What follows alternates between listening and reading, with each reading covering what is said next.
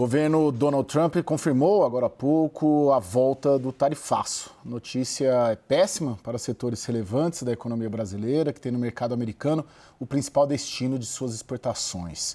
É péssima também para importadores e consumidores americanos que terão que pagar mais para alguns produtos brasileiros. E é péssimo para o principal candidato de oposição nas eleições brasileiras deste ano, Flávio Bolsonaro. Primeiro porque seus aliados nos Estados Unidos defenderam a medida como punição ao Brasil pela prisão de Jair Bolsonaro. E segundo, porque Flávio Bolsonaro até tentou consertar esse grave erro, pedindo que a medida não fosse aplicada, mas foi completamente ignorado pela Casa Branca. Por isso, pode até parecer contraditório, mas se há alguém que pode comemorar o tarifaço, é o presidente Lula. Virou um ativo eleitoral relevante para a campanha dele à reeleição. WW de hoje vamos tratar exclusivamente desse assunto e de seus impactos econômicos, diplomáticos e principalmente políticos. Participam deste segmento, direto dos Estados Unidos, o Roberto Azevedo, ex-diretor-geral da Organização Mundial de Comércio. Boa noite, Roberto. Boa noite a todos. O nosso diretor de Brasília, Daniel Hittner, bem-vindo. E comigo aqui na Avenida Paulista, Thaís Herédia e o Lorival Santana. Bom, a gente vem praticamente na sequência do Prime Time aqui, onde foi dado o Breaking News com esse anúncio, então a gente já vai direto para a análise. Roberto, o tarifaço veio para ficar ou tem espaço ainda para algum tipo de negociação? Bom, tem dois tipos de tarifaço, né? Tem o tarifaço que é aplicado aí a uma boa parte de países, como a Seção 301, por exemplo, que investigou a existência ou não de controles de importação de produtos feitos com trabalho forçado. Essa investigação levaria a uma tarifa de 12,5%. Isso vale e se aplica para 60 países, sendo que a União Europeia conta como então, na verdade, são o quê? 86 países, né?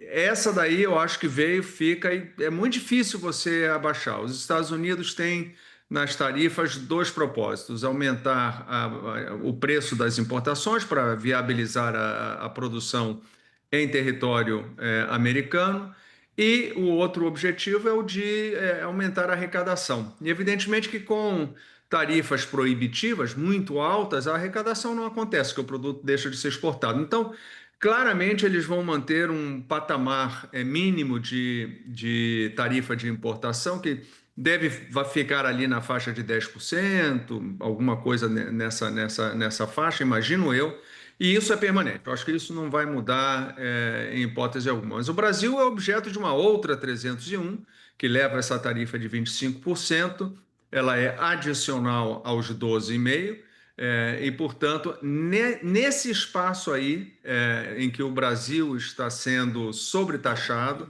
e que alguns outros países também estão sendo sobretaxados especificamente, ali eu acho que talvez tenha espaço para algum tipo de entendimento, para redução dos valores tarifários ou aumento de lista de exceção. Enfim, tem espaço para negociação ali.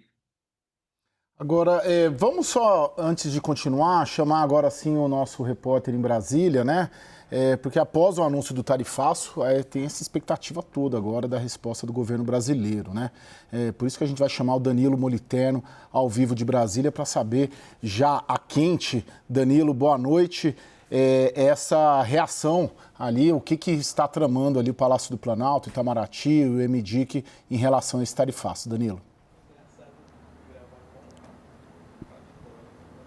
Boa noite, Caio, e a todos que estão conosco aqui no WW. Até esse momento, a gente não tem uma resposta oficial ainda por parte do governo brasileiro, até porque estamos ainda no momento em que essa chamada com Jamieson Greer, em que os detalhes são anunciados com relação a esse tarifaço, ainda está acontecendo. Então, o Palácio do Planalto ainda em compasso de espera para que tenha o seu posicionamento. Vale a gente mencionar que, ao longo de todo o dia, o governo brasileiro evitou publicamente falar sobre esse tema, até porque, segundo a Secretaria de Comunicação comunicação social, a gente conversa aqui nos bastidores. A ideia é concentrar essa resposta por aqui, no Palácio do Planalto, na SECOM. Então, a gente fica de olho nos próximos instantes para qualquer defesa, para qualquer resposta por parte do governo brasileiro. E aí vale a gente falar um pouquinho mais sobre este anúncio, portanto, nessa chamada que a gente tem junto à imprensa de Jamieson Greer, o chefe do USTR. Acompanhei também essa chamada que aconteceu nesses últimos minutos e aí vale a gente mencionar como que foi comunicada essa decisão. Num primeiro momento, Jamieson Greer passou pelas diretrizes dessa investigação, falou sobre cada uma das 6 frentes, falou sobre o desmatamento, por exemplo, que o Brasil falhou, nas palavras dele, em combater o desmatamento, indicou que o PIX ali gera uma maneira de comércio, uma maneira desleal de competição aqui no Brasil. Inclusive, depois, no momento, vale a gente fazer esse destaque, quando ele vai responder às questões da imprensa, ele chega a evitar esse tema. O jornalista pergunta para ele se os Estados Unidos gostariam que o Brasil se livrasse do PIX, e ele indica, olha, a gente não quer que o Brasil se livre do PIX, a gente quer condições de competir com o PIX. E ele faz esse mesmo apontamento, por exemplo, no que diz respeito àquelas tarifas preferenciais que o Brasil dá para México, dá para a Índia. Ele indica, a gente não quer que o Brasil se livre dessas tarifas preferenciais. Nós queremos também tarifas preferenciais para nós, Estados Unidos. E aí faço um último destaque, Caio, dessa chamada com Jamieson Greer, no momento em que ele é questionado sobre as negociações com o governo brasileiro. Ele indica que nesse ano de negociação junto ao governo brasileiro, não viu o governo brasileiro receptivo a essas negociações. Ele indica que só viu o governo de fato mais engajado, o governo brasileiro mais engajado nessas negociações nas últimas 6 semanas. Essa, portanto, a percepção de Jamieson Greer, um destaque que faço. E agora a gente mencionar por último que ele já faz esses primeiros apontamentos de quais podem ser exceções, falando sobre café e carne. Digo isso para a gente já puxar aqui pelo gancho sobre como o governo brasileiro deve receber esta notícia, este tarifaço. A gente teve hoje uma divulgação mensal que acontece por parte do Ministério da Fazenda, em que já há uma indicação de que a avaliação inicial é de que a continuação, de que esse novo tarifaço deve ter efeitos limitados, assim como teve, nas palavras do Ministério da Fazenda, o primeiro tarifaço do ano passado. Indica que esse efeito é limitado primeiro devido às exceções que devem ser estabelecidas, mas também pela experiência no primeiro tarifaço. E aí, só para finalizar, vale a gente dizer um pouquinho do que deve ser a resposta brasileira na prática. O que a gente ouve de auxiliares do presidente na esplanada dos ministérios é de que, primeiro, deve haver um novo pacote de socorro às empresas brasileiras que possam ser afetadas por esse tarifaço e que, segundo, pode ser iniciado um novo processo de reciprocidade. Volto com você.